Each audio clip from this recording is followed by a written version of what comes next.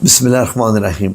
नाज़रीन, आज की वीडियो में मैं आपको एक ऐसा दुरूद पाक बताने जा रहा हूँ जो शायद आपने आज तक अपनी ज़िंदगी में किसी किताब में नहीं पढ़ा होगा, किसी जगह भी नहीं देखा होगा। और ये दुरूद पाक भी ऐसा ख़ास कि मैंने जब इसको पढ़ा और देखा तो मैं हैरान रह गया। आप लोग भी सोच रहे होंगे कि वो फिर कौन सा ऐसा दुरूद पाक है जो किसी किताब में एग्जैक्टली ऐसा नहीं लिखा हुआ।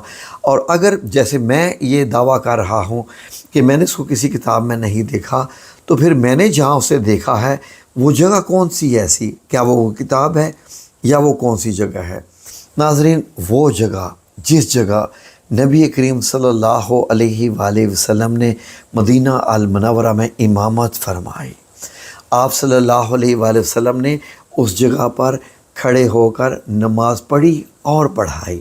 वो आप सल्लल्लाहु अलैहि वसल्लम के जाए मसल्ला है, जिसको आप जाए नमाज भी कहते हैं। जी नाज़रीन, वो जगह है नबी करीम सल्लल्लाहु अलैहि वसल्लम की महराब। क्या बात है इस महराब की!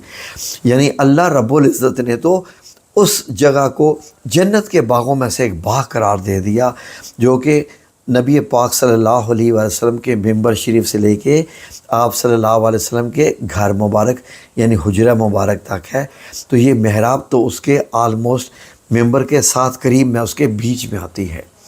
तो नाज़रीन, ये तो वो जगह है जहाँ पर मिंबर से भी ज़्यादा आप सल्लल्लाहु अलैहि वसल्लम ने अपने मुबारक कदमैन रखे। जी नाज़रीन, ये वो जगह है। तो इसकी क्या अहमियत होगी? मैंने अपने दूसरे चैनल के लिए जब वीडियो बनाई और मैंने इस महराब को जब स्टडी किया, तो मैंने इस महराब में देखा कि इसमें क्या क्या आयात लिखी हुई हैं। यकीनन ये जो काम हो रहे होते हैं ये अल्लाह रब्बुल इज़्ज़त की मर्ज़ी से हो रहे होते हैं। मस्जिद नबी अल शरीफ की दीवारों पे जो कुछ भी आयात लिखी हुई हैं, जो भी कलिमात लिखी हुई हैं, गो के वो लिखी इंसानों की हैं। देखिए नाज़रीन, इसमें अल्लाह रब्बुल इज़्ज़त की हिकमत, अल्लाह रब्बुल इज़्ज़त की मर्ज़ी शामिल होती है, वरना इसके अलावा कोई इंसान अपने पास से ऐसा कुछ नहीं कर सकता। जब मैं नाज़रीन इस जगह पर पहुंचा, इस महराब की बाएं तरफ जो कि ऐसे एल बन रहा है, जो कि आप वीडियो पे देख रहे हैं, तो पहले मैंने देखा कि सूरह अल अहज़ाब की आयत नंबर 56 लिखी हुई है। यानी ये वो आयत है जिसमें अल्लाह रब्बुल इज़्ज़त ने, ऐसे होता है कि अल्लाह रब्बुल इज़्ज़त ने हमारे दर्जात बढ़ाने के लिए एक फ़र्ज़ किया है, एक मामला, और साथ में अपने आप को इन्वॉल्व किया है। वो कैसे? कि अल्लाह रब्बुल इज़्ज़त इस आयत में फरमा रहे हैं कि बेशक अल्लाह और उसके फ़रिश्ते, यानी अल्लाह रब्बुल इज़्ज़त ख़ुद और उसके फ़रिश्तों में काउंटिंग नहीं की गई है कि कौन कौन से फ़रिश्ते, यानी अल्लाह रब्बुल इज़्ज़त के फ़रिश्ते इतने हैं कि इंसान की सोच तो वहाँ जा ही नहीं सकती है। ये ऐसे मामलात है, यानी कि हम तमाम फ़रिश्ते ही गिन सकते हैं। अल्लाह और उसके फ़रिश्ते नबी करीम सल्लल्लाहु अलैहि वसल्लम पर दुरूद भेजते हैं। तो ऐ लोगो जो ईमान लाए हो, यानी मोमिन हो, तुम भी अपने पैगंबर नबी करीम सल्लल्लाहु अलैहि वसल्लम यानी हज़रत मोहम्मद सल्लल्लाहु अलैहि वसल्लम पर दुरूद और सलाम भेजा करो। यहाँ पर तो हो गई इंस्ट्रक्शन, ठीक है जी, हमें मशवरा दिया गया है, सलाह दी गई है, हुक्म दिया गया है, फ़र्ज़ किया गया है।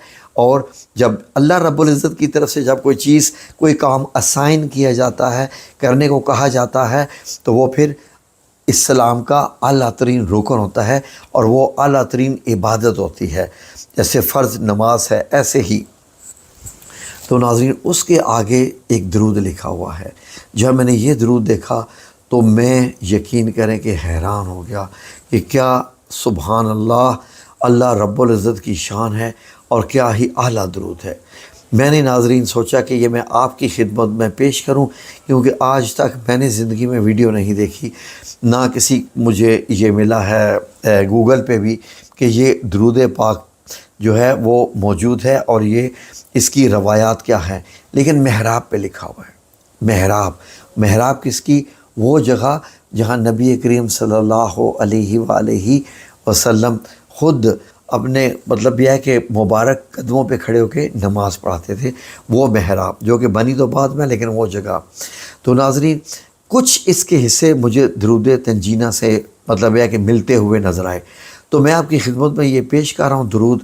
تو ناظرین آپ لوگوں سے گزارش ہے کہ اپنے معاملات سلجھانے کے لیے جو بھی آپ کے معاملات اٹکے ہوئے ہیں، دیکھیں ہم اس دنیا میں رہتے ہیں، ظاہر ہے کہ ہمیں ہر چیز کی ضرورت ہوتی ہے۔ کسی کو رشتوں کی تلاش ہے، کسی کو رزق کی تلاش ہے، کسی کے اور معاملات اٹکے ہوئے ہیں، یعنی ظاہر ہے کہ ہم لوگ گھیرے ہوئے ہیں ان چیزوں میں۔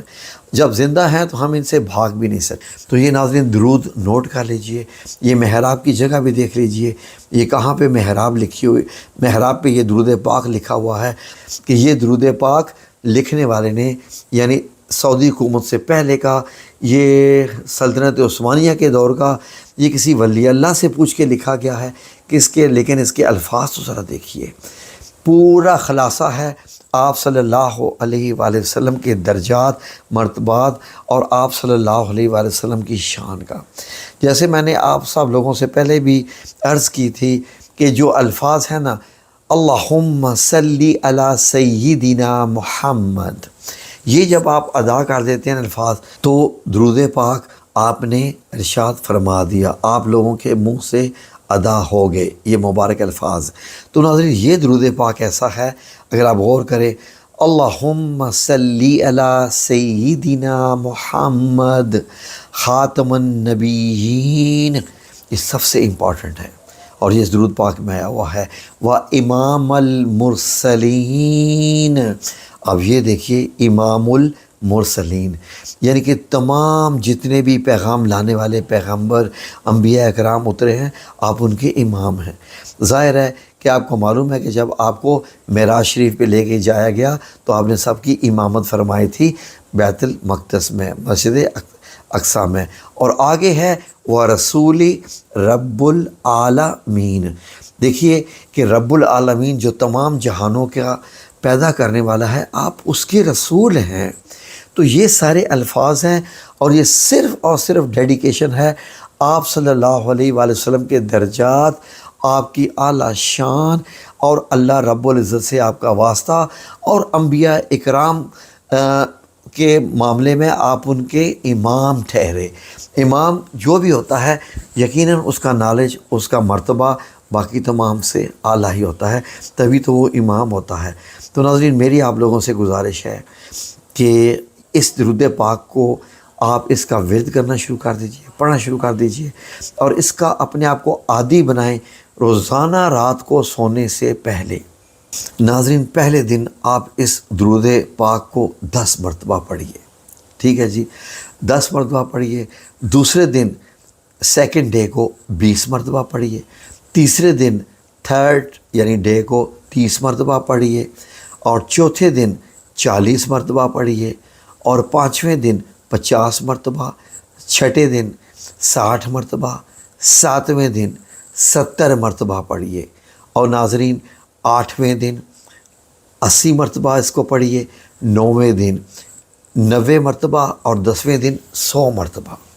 اب 100 مرتبہ لانے کے بعد یہ آپ نے 10 دن کا ایک قسم کا اب آپ نے اس کا وظیفہ کر لیا درود پاک کا، اس جو میں آپ کو بتا رہا ہوں۔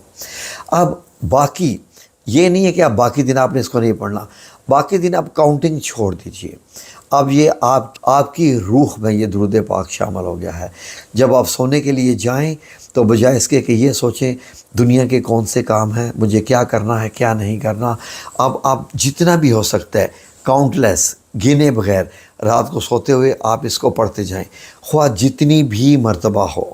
آپ نے کیونکہ کاؤنٹ نہیں کیا ہوا تو بس آپ پڑھتے پڑھتے سو جائیں، ٹھیک ہے۔ اور پڑھنے سے پہلے ایک نیت کر لیں کہ اے میرے مولا کریم یا رب العزت، میں یہ درود پاک آپ صلی اللہ علیہ وآلہ وسلم کی خدمت میں پیش کرنے لگا ہوں یا لگی ہوں۔ اے رب العزت ہمارے معاملے میں آسانی عطا فرما، اور جتنی تو چاہے مجھے توفیق عطا فرما، اور اگر میں کہیں نمبروں کی یا کچھ کاؤنٹنگ میں کوتاہی رہ جائے تو اس میں تو میری مدد فرما۔ جب آپ یہ درود پاک پڑھتے پڑھتے سو جائیں گے، یقین کریں کہ آپ کے فرشتے آپ کے درود پاک کو مکمل کرنا شروع ہو جائیں گے، اور وہ بھی آپ کے نامہ اعمال میں لکھے جائیں گے۔ وظیفوں کے معاملے بڑے عجیب اور بڑے خوبصورت ہوتے ہیں۔ تو آپ لوگوں سے میری گزارش ہے کہ اس کو کیجئے اور پھر دیکھیے آپ کی زندگی میں رحمتیں اور برکتیں کیسے نازل ہوں گی، کیونکہ یہ اس جگہ پر درود لکھا ہوا ہے اور درود بھی اتھینٹک ہے بالکل، اس لیے کہ محراب النبی صلی اللہ علیہ وآلہ وسلم پر لکھا ہوا ہے، وہاں پر کوئی بھی اپنے مسلک کے مطابق کوئی چیز نہیں لکھ سکتا۔ یہ معاملے اللہ رب العزت کے سارے بڑے خاص معاملے ہیں، ٹھیک ہے جی۔ تو آپ کمنٹ سیکشن میں مجھے ضرور بتائیے گا کہ آپ کو یہ سب کچھ کیسا لگا، اور میری درخواست ہے آپ سے کہ آپ یہ ضرور کریں، جتنا آپ کریں گے اتنا ہی آپ کو اتنا فائدہ ہوگا کہ شاید I'm not sure، مجھے یقین نہیں ہے کہ کسی اور وظیفے سے آپ کو کتنا فائدہ ہو سکے۔ یہ اتنا بڑا اور اعلیٰ وظیفہ ہے، اور ہو سکتا ہے کہ پتہ نہیں اللہ رب العزت آپ کو کیا کیا عطا فرما دے، اللہ رب العزت آپ کو نبی پاک صلی اللہ علیہ وسلم کی زیارت نصیب فرما دے، اور باقی تو اللہ رب العزت کی شان ہے، وہ کیا کیا عطا فرما دے۔ جزاکم اللہ خیر۔ اللہم صلی علی سیدنا محمد خاتم النبیین و امام المرسلین و رسول رب العالمین۔